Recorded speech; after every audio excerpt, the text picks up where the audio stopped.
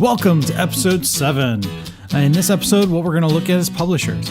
So publishers play a key role when it comes to solutions and solution management and being able to customize the system. And so that's what we're going to look at today in episode 7. So let's go ahead and get started.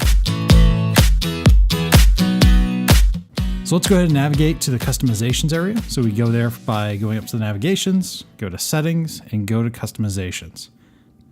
Here in the customizations area, we have a number of things that we'll get into later. We have customize the system, we have solutions, we have themes, we have publishers, and developer resources. Before we get into publishers, what we're going to focus on today, I want to show you how they're used. So if we go ahead and click on solutions, what this is going to do is show us a list of all the different solutions that are currently in our system. This allows us to see what other customizations, configurations have been installed in this solution. Here what we can see is there's a number of field service as well as project service items in here, along with some customer service and sales solutions. And you could open each one of these, and I'm not going to take the time today to do that, but you can go ahead and open these and see what's contained in each of those solutions. So when you're working with an ISV, so somebody that has some configuration that sits on top of the out-of-the-box Dynamics 365 environment, they typically will have their own publisher. And so let's go ahead and show you how today to make your own publisher. So as you're making changes in your Dynamics solution, you can contain all those in one solution. Again, we'll look at that in the future, but how do you get them all associated with your publisher? So let's go ahead and go back to settings and then customizations.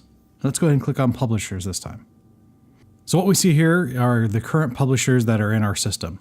So currently we have a default publisher that automatically gets created with every environment, along with the Dynamics 365 and the Microsoft Dynamics publisher as well.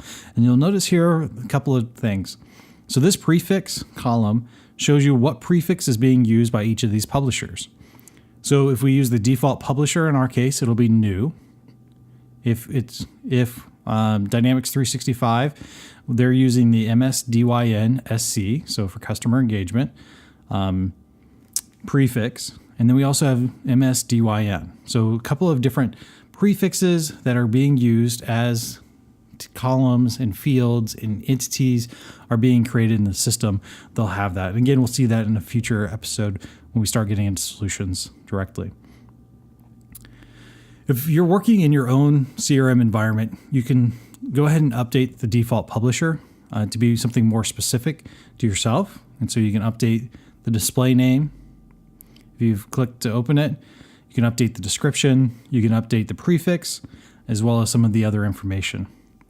If you're an ISV or a VAR, so a value-added reseller, then what you should do is work with your customer, understand if you guys are going to work together and use the same prefix or if you guys are going to use unique prefixes.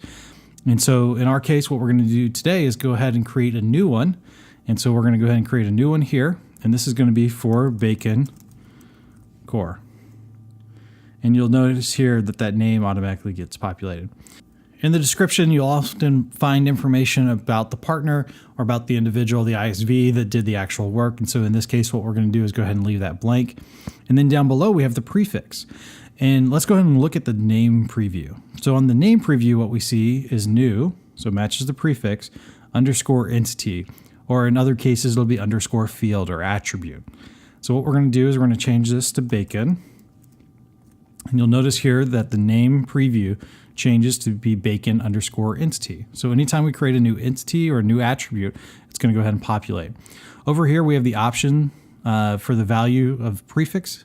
So when we create an option set or we create something with values in it, so like an option set, what it's going to do is have that prefix that is then associated with our publisher as well. So if we add values to an option set, it's going to have that same prefix, so we can also identify who created that value in a pick list. So something else to be aware of. Down here, we can find out information about the individual. So if we wanted to be able to allow individuals to contact us, we can do that. So I'm going to go ahead and put in some information here. Great. Now that we have information in there, if we were to take this solution and move it to a different environment or upload it to a different location, people will be able to then know who to reach out to and how to get more information about this solution. So we'll go ahead and save and close. And there you see that this publisher has now been added to our list. And it's that simple.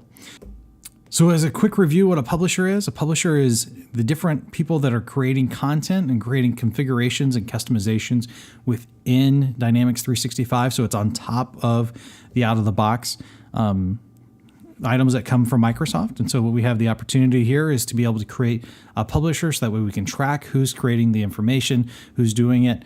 Again, if you're an ISV or specifically if you're a VAR, if you're a partner working with a client or a customer, make sure you work with them. Sometimes they want their any work done in their system being done on their behalf to have the same prefix and the same publisher. So work with them on that.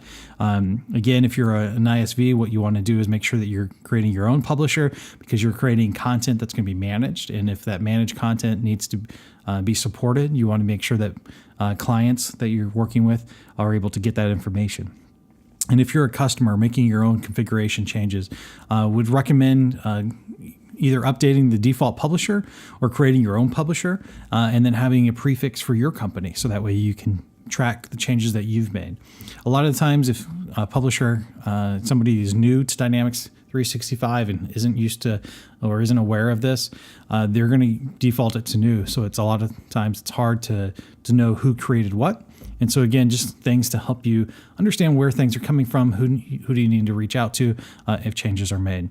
So hopefully you enjoy this content. I know it's fairly quick, very brief, and hopefully you're able to get something out of it. In future episodes, what we're going to do is go over solutions, understanding what solutions are, how do publishers interact with solutions.